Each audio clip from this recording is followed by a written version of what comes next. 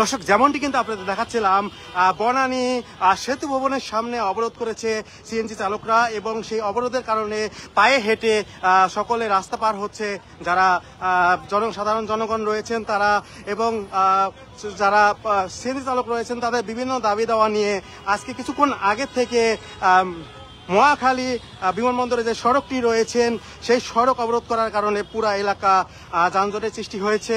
আমরা যেমনটি দেখতে পাচ্ছিলাম যে এক পাশে কিন্তু পুরাটাই বন্ধ রয়েছে এবং পুলিশের যে জলকামানে যে গাড়িটি রয়েছেন সেই গাড়িও কিন্তু প্রস্তুত রয়েছে।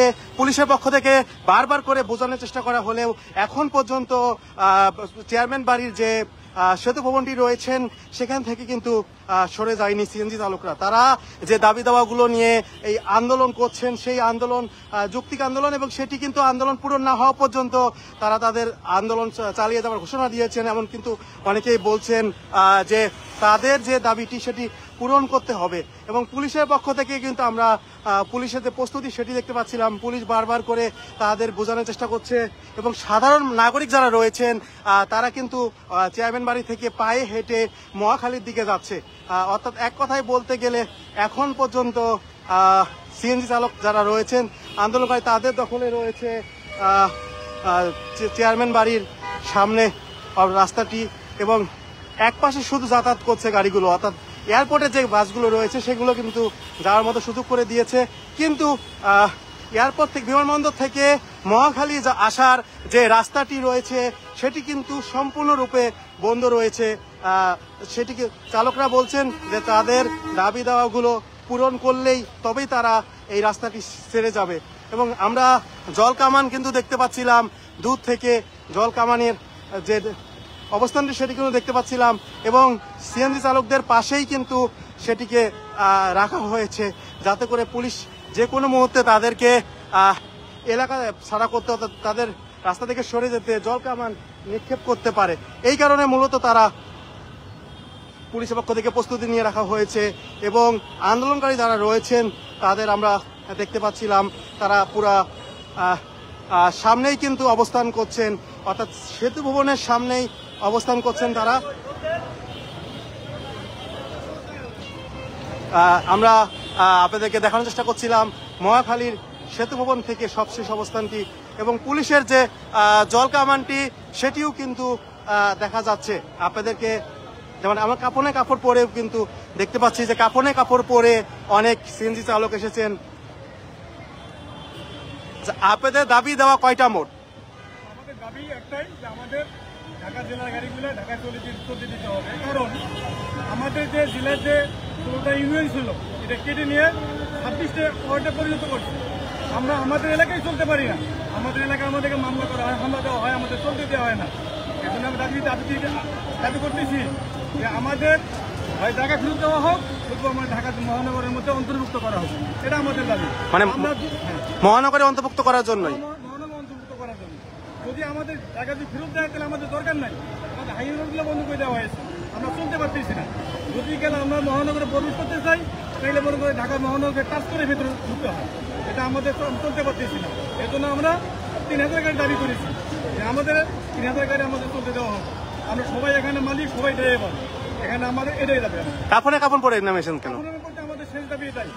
আমরা গতকালও আসছিলাম, সব জায়গার মধ্যে আমরা লক করছি, করার পরে আমাদের এখান থেকে অনেক মন্ত্রণালয়ে থাকে, মনে করেন যে বিএটি থেকে মনে করেন যে পুলিশ কমিশনার সবার কাছে গেলে পাঠায়, আমাদের কোনো সুরাহা করে না। তো এর আগেও আমরা 29 তারিখে কাপড়ে কাপড় নিয়ে নামছিলাম, আমাদের বলছে যে 4 দিনের মধ্যে আপনাদের সমস্যাটা সঠিকভাবে সমাধান করা হবে। সেখানে আজকে 15 দিন বা 13 দিন চলতেছে, আমাদের কোনো পাত্তা দেওয়া হইতেছে না। এই জন্য আজকে আমরা আবার রাজপথে নামছি, আমাদের শেষ দাবি নিয়ে আমরা আমাদের দাবি পূরণ করে ঘরে ফিরবো ইনশাআল্লাহ। এই জন্য আচ্ছা, আপনাদের দাবি কি এখন একটু বলুন তো? আমার দাবি যেটা, কাকার দাবি সবাই একই পদ্ধতি, ঠিক আছে? আমরা ভাই বিশ্বাস করেন একটা মানে আমাদের গাড়িটা আমরা অনেক কষ্ট করে কিস্তি তুলে কিস্তির মাধ্যমে আমরা কিনছি। এখন গাড়িটা মানে সরিয়াছাড়া আমাদের চুরি চলছে, এখন আমাদের চলতে হয় না, আমাদের অনেক মামলা দেয়, আমাদের 2500 যায়, 5000 টাকা মামলা আছে। ভাই একটা সিএনজি ড্রাইভার কত টাকা ইনকাম করে, এর যদি 5000 টাকা মামলা দেয়, একটা সার্জেন্ট 2500 টাকা পায়। আমাদের এইসব গাড়ি আমরা মেনে নিচ্ছে না, আমাদের ট্যাক্স ব্যাক সবচেয়ে বেশি, বেশি আমাদের যৌক্তিক দাবি মেনে নিতেছে না। আমাদের 16টা ইউনিয়ন করছে, 26টা ইউনিয়ন কেটে এরা 16টা ইউনিয়ন করছে, ঠিক আছে। এখন আমাদের মেট্রোর জায়গায় আমাদের গাড়ি অবৈধ, আমাদের জায়গায় আমরা অবৈধ, এরা বৈধ। এইসব তাদের সিন্ডিকেট, তারা মেট্রো মালিক থেকে কোটি কোটি টাকা খেয়ে, টাকার বস্তা খেয়ে এদের ভিতরে ইনফেকশন হয়ে গেছে ভাই। আমরা টাকা দিতে পারি না, বিধায় আমাদের যৌক্তিক দাবিও এরা মেনে নিচ্ছে না। আমাদের খুব হয়রানি করছে, পুলিশ হয়রানি করছে, পুলিশ লাঠিচার্জ করছে, অনেকে আহত হয়েছে ভাই, অনেকে আহত হয়েছে, অনেকের মাথা থেকে রক্ত বের হয়েছে। আমাদের যৌক্তিক দাবি আমাদের মার দেবে যতক্ষণ পর্যন্ত আমাদের যৌক্তিক দাবি না 13,000 গাড়ি পর্যন্ত 3,000 গাড়ি আমরা চাইছি। আমরা 13,000 গাড়ি থেকে 3,000 গাড়ি চাইছি। বাচ্চা অভিভাবক, বাপ মা, ছেলে সন্তানের খরচে যদি না চালাই গাড়ি ভাই, এই জীবনটা কি হবো ভাই? রাজপথে চলে যাবো। 5,000 থেকে 10,000 টাকা। এই কারণেই তারা যেটি বলছেন যে তারা মেট্রোতে চলাচলের জন্যই আজকের এই আন্দোলন, তাদের এক দফা দাবি, সেই দাবি পূরণ না হওয়া পর্যন্ত তারা এই রাজপথে থাকবে। অর্থাৎ কিছুক্ষণ আগে পুলিশের বিরুদ্ধে একটা অভিযোগ করা, পুলিশের পক্ষ থেকে লাঠিচার্জ করা হয়েছে, এমন অভিযোগ কিন্তু তারা করছেন এবং প্রায় 2 ঘন্টা হলো এই সেতু ভবনের সামনে অবস্থান করছেন যারা সিএনজি মালিকরা রয়েছেন তারা। আমরা দেখতে পাচ্ছিলাম এখনো কিন্তু উত্তাল সেতু ভবনের সামনে, সড়ক অবরোধ করে রেখেছে সিএনজি যারা ঢাকা মেট্রোর বাইরে রয়েছেন, যারা মেট্রোতে প্রবেশ করতে পারেন না তারা। এবং তারা যেটি বলছেন তাদেরকে ইচ্ছা মতো জরিমানা করা হয়, কিন্তু তাদের মামলা দেয়। হ্যাঁ, আমাদের ঢাকা জেলা গাড়িগুলো রাস্তায় আমরা চলতে পারি না। একটা গাড়ি আমরা কিস্তিতে নিছি, কিস্তিতে নিয়ে আমরা চালাইতেছি। আমারও গাড়ি এখন ঢাকা ভিতরে চলতে দেয় না, আমরা কিস্তিও দিতে পারি না, আর আমরা ভাতও খাইতে পারি না। এই অবস্থা আছে। ঢাকা ভিতরে যদি চালাই 10,000 টাকার মামলা দেয় আমাকে। কারণ নাকি ব্যাটারি চালিত অটো রিক্সা গুলোতে ঢাকার ভিতরে দাবাইয়া বেড়াইতে চাই, এইগুলা কি সরকার চলে দেয় না? আমাদের কি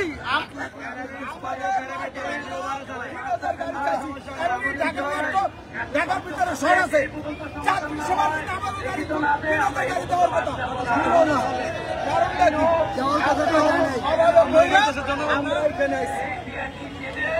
দর্শক আমরা যেমনটি কিন্তু দেখছিলাম তারা কিন্তু আন্দোলন চলমান রেখেছে। তাদের দাবি পূরণ না হওয়া পর্যন্ত তারা এই আন্দোলন চালিয়ে দেওয়ার ঘোষণা দিয়েছে। যেমনটা কিন্তু আপনাদেরকে দেখাচ্ছি এবং আমরা আপনাদের দেখাচ্ছিলাম পুলিশের লাঠিচার্জে কিছু আহত হয়েছে, সেই আহতদেরকে এই মুহূর্তে বিআরটি এর ভিতরে রাখা হয়েছে তাদেরকে যাতে তারা সুস্থ হয়ে ওঠে। আমরা এই বিআরটি এর যেটি সে দেখতে পাচ্ছিলাম, তারা যেটি বলছে যে তাদের দাবি দেওয়া পূরণ না হওয়া পর্যন্ত তারা আন্দোলন চালিয়ে যাবে।